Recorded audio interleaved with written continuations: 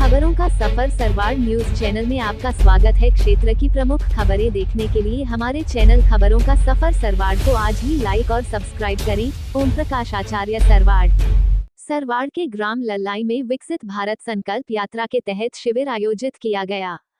शिविर में केकड़ी विधायक शत्रुघ्न गौतम ने भाग लेते हुए विकसित भारत संकल्प यात्रा का शुभारंभ किया। शिविर को संबोधित करते हुए विधायक गौतम ने कहा कि विकसित भारत संकल्प यात्रा हर ग्राम पंचायत में आयोजित हो रही है। सभी पात्र लोग नरेंद्र मोदी सरकार की ओर से चलाई जा रही योजनाओं का भरपूर लाभ उठाएं।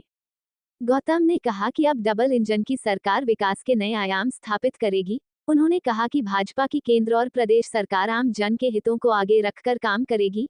गौतम ने कहा कि केकड़ी विधानसभा क्षेत्र में बिना राजनीतिक भेदभाव के विकास कार्य करवाए जाएंगे। उन्होंने कहा कि लोगों की मूलभूत सुविधाओं के लिए काम किया जाएगा। शिविर में उपखंड अधिकारी विकास मोहन भाटी, केकड़ी प्रधान होनहार सिंह राठौड़, भाजपा मंडल अध्यक्ष रामेश्वर गोस्वामी भी मौजूद रहे।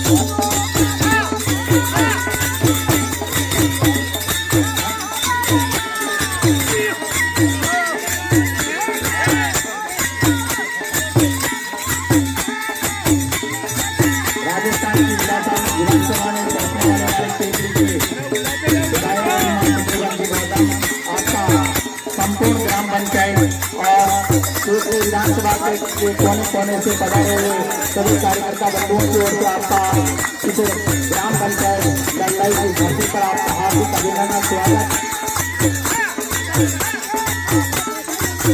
किया जा रहा है और कार्यकर्ताओं से मिलकर के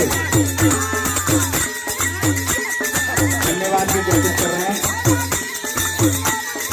हमारे बीच आज विकसित भारत संकल्प यात्रा में सरवाड़ उपखंड के उपखंड अधिकारी विकास मोहन भाटी, श्रीमान मुख्यमंत्री गौतम साहब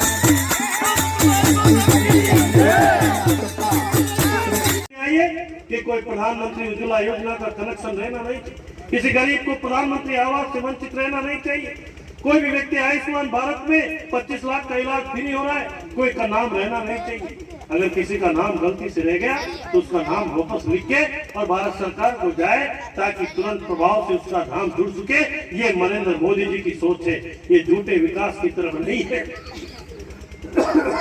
जो कांग्रेस के लोग झूठी विकास की बातें लेके कहते थे और जब सरकार जाने लगी, जब 4 साल 4.5 साल निकल गए, तब कांग्रेस के नेता कहने लगे कि अब तो नमक भी ले लो, मिर्ची भी ले लो, मसाला भी ले लो, गैस का सिलेंडर भी 500 में देंगे, सब कुछ दे देंगे। लेकिन जनता ने कहा 4.5 साल तक सागर की लहरों में डुबकी लगाई है, हम सागर की लहरों में आने कुछ भी कर दो तो विकास की गाड़ी जहां कहां है पता नहीं कहां घूमी। क्यों? कि वो विकास झूठा था। क्यों? कि उस विकास में राजनीति थी। क्यों? कि उस विकास में भेदभाव था। क्यों? कि उस विकास में भ्रष्टाचार।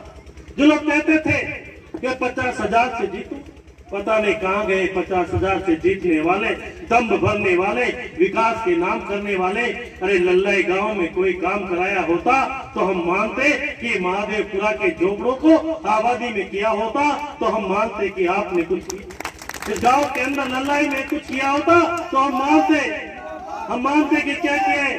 कि इस लल्लाई के स्कूल में कोई 2 कमरे बनाए होते तो हम मानते कि आप विकास की गाड़ी चलाने वाले। ये जो सड़क है लल्लाई से लेके और अजगरा तक, ये भारतीय जनता पार्टी की प्रधानमंत्री सड़क योजना के तहत बनी हुई सड़क। आज भी यदि जाते हैं, विकास की बात करने वालों को मैं कहना चाहता हूँ कि लल्लाई से कोई हिंगुड़िया होकर जूनियर जाना चाहता है तो उसकी क्या सड़क की दशा हो गई, क्या सड़क थे। हिंगुड़िया से लेके और नारायण सिंह जी बैठे हैं यहाँ, अभी दिखे थे मुझे, पीछे बैठे थे, पीछे आगे हिंगुड़िया से लेके जूनियर तक सड़क ही नहीं, और फिर भी कहेंगे कि विकास की गाड़ी। मैं कहना चाहता हूं ये नरेंद्र मोदी जी की गारंटी की गाड़ी है। और आप लिखो, जब से प्रधान मुख्यमंत्री बने हैं भजनलाल जी शर्मा, जब से सारे राजस्थान के अधिकारी मुझे कहने लगे बहुत सारे कि गौतम जी अब तो भारतीय जनता पार्टी के छोटे छोटे से कार्यकर्ता का भी नंबर फीड करना पड़ेगा।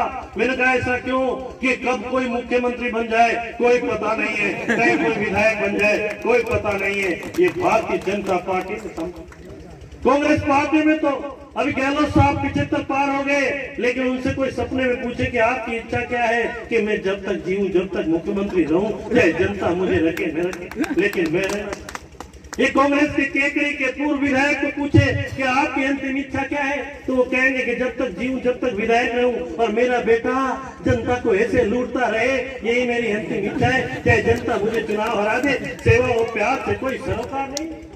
सेवा और समर्पण के लिए कांग्रेस के लोग बने नहीं।